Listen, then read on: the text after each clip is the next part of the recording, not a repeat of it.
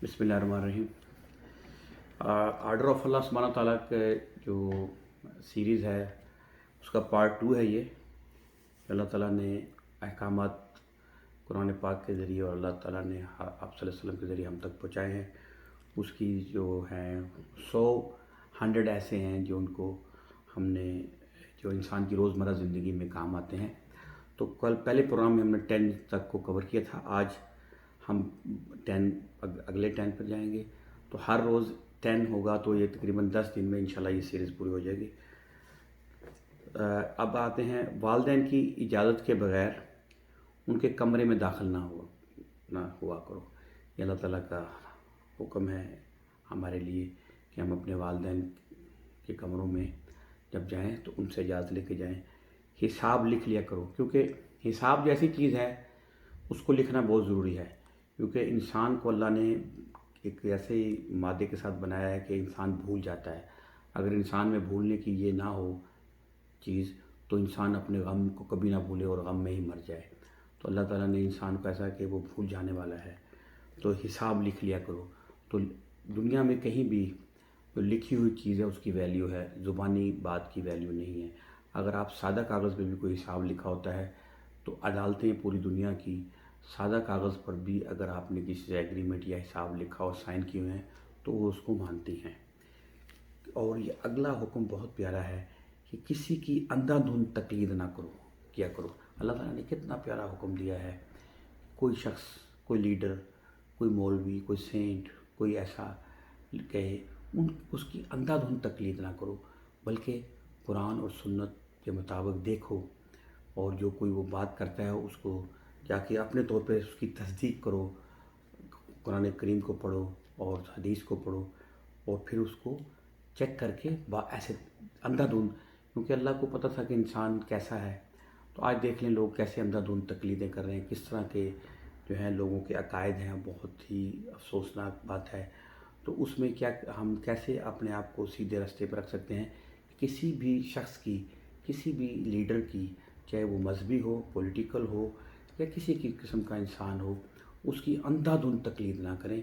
उसकी तकलीद में आप बहुत आगे ना निकल जाएं और उसको जो है कुरान और हदीस के मुताबिक उसकी इन्फॉर्मेशन को चेक करें, उसके बाद उसकी तकलीद करें। और उसके बाद ही बड़ा प्यारा ये है, अगर मकरूज़ मुश्किल वक़्त से गुज़र रहा हो तो उसकी अदायगी के लिए मज़ीद वक़्त दिया करो। देखें, अल्लाह को हर चीज़ का पता है कि इंसानों से, क्योंकि इंसान को अल्लाह ने बनाया कि क्या क्या कैसी कैसी चीज़ें उसके सामने पेश आएंगी। तो उसके लिए बताया है कि मकरूज़ को जो कर्ज़ की अदायगी के लिए अगर उसके हालात अच्छे नहीं हैं तो उसको टाइम दो। उस पर जो है उतना ही सदका करने का सवाब होगा जितना आपने उसने कर्ज़ लेना है। तो अल्हम्दुलिल्लाह यहाँ जो हुकूमत है तो वो मुसलमान हुकूमत नहीं है, लेकिन उसने इस जो अल्लाह का हुक्म है उसको इन ख़ास कर इन हालात में बहुत अच्छी तरीके से लिया है। और बैंकों को हुक्म दिया है, अदारों को हुक्म दिया है कि जो लोग आपके मकरूज़ हैं, कर्ज़ जिन्होंने देना है घरों के मामले में, किसी भी मामले में, उनको आप 6 महीने के लिए मॉर्गेज में उनकी किस्तें ख़त्म कर दो और बाद में लो उनको। इस 6 महीने के दौरान किस्त जो है वो ना लो। और फिर फरमाया सूद ना खाया करो, यानी कि इंडिविजुअली तौर पे जैसे लोग पहले ज़माने में होता था कि लोग सूद देते थे, सूद पर पैसे पर पैसा कमाते थे और फिर सूद दर जो सूद है उससे एक माशरे में बड़ा बिगाड़ आता है और इस बिगाड़ में आके लोग इस सर्कल से बाहर नहीं निकल सकते। तो इसको मना फरमाया गया है कि सूद ना खाया करो, रिश्वत ना लिया करो।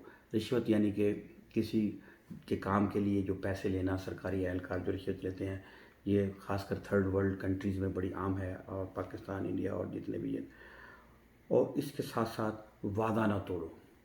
अल्लाह ताला कुरान पाक में भी और जगह भी फरमाते हैं कि अहद वफ़ा और वफ़ा जो है ना, अहद जो तुमने किए हैं इन पर पोश कुछ होगी। तो क्योंकि वादा करो तो सोच समझ के करो और अगर कर लो तो उसको ख़त्म नहीं करो।